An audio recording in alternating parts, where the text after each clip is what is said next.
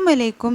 ഒരുപാട് പഠിച്ചിട്ടുണ്ട്, പക്ഷേ ഇൻ്റർവ്യൂവിന് അറ്റൻഡ് ചെയ്യും, പക്ഷേ ജോബ് കിട്ടുമോ കിട്ടില്ലേ എന്നൊരു ടെൻഷനാണ്. ഒരുപാട് ഇൻ്റർവ്യൂവിലൊക്കെ നമ്മൾ പങ്കെടുത്തിട്ടുണ്ട്. പക്ഷേ ഞാനീ പറയുന്നത് പോലെ ചെയ്താൽ ഉറപ്പായിട്ടും ആ ഇൻ്റർവ്യൂ നിങ്ങൾ ഇങ്ങനെ കയറി ഇറങ്ങി അറ്റൻഡ് ചെയ്ത് മടുക്കേണ്ട ആവശ്യമില്ല.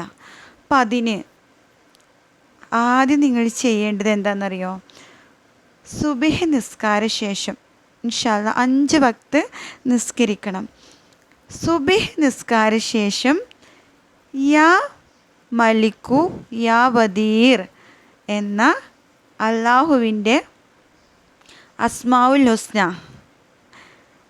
ഇത് 121 തവണ ചൊല്ലി അള്ളാഹുവിനോട് ദുആ ചെയ്യണം. നല്ലോണം ദുആ ചെയ്യണം, 121 പ്രാവശ്യം. അതുപോലെ സൂറത്ത് യൂസുഫിലെ 68-ാമത്തെ ആയത്ത് ഇൻ്റർവ്യൂവിന് പോവില്ലേ, ആ സമയം തൊട്ട് ഈ ആയത്ത് ഒളുവോട് കൂടി ഈ ആയത്ത് 11 തവണയോ അല്ലെങ്കിൽ അതിൽ കൂടുതലോ ചൊല്ലിയിട്ട് ഇറങ്ങുക. ഇൻഷാ അല്ലാ ഉറപ്പായിട്ടും നിങ്ങൾ ഇഷ്ടപ്പെട്ട ജോലി കിട്ടിയിരിക്കും.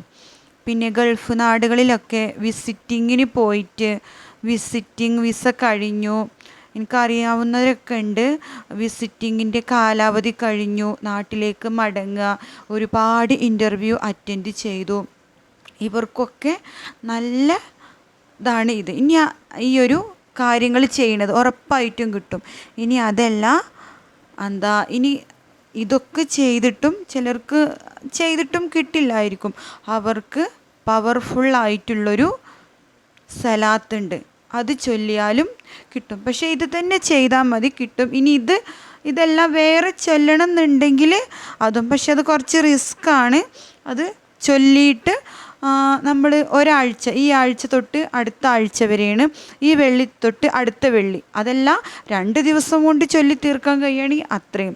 അത് കുറച്ച് റിസ്ക് എടുത്തിട്ടാണ്, ഉറപ്പായിട്ടും കിട്ടും. ഇത് നിങ്ങളൊന്ന് ചെയ്ത് നോക്കണം. ഇൻഷാ അല്ലാ ഭയങ്കര മഹത്തായ നമ്മുടെ സൂറത്തുൽ യൂസുഫിലെ 68-ാമത്തെ ആയത്ത് ഇത് ചൊല്ലി നോക്കിയിട്ടൊന്ന് ഇറങ്ങി നോക്കൂ, നമ്മൾ അത്ഭുതപ്പെട്ടു പോവും. ഞാൻ ആഗ്രഹിച്ച ജോലി തന്നെയാണോ എനിക്കിത് കിട്ടിയത് എന്ന്, അത്രയ്ക്കും പവർഫുള്ളാണ്. പിന്നെ അള്ളാൻ്റെ ഇസ്മും. ഇൻഷാ അല്ലാ. അസ്സലാമു അലൈക്കും.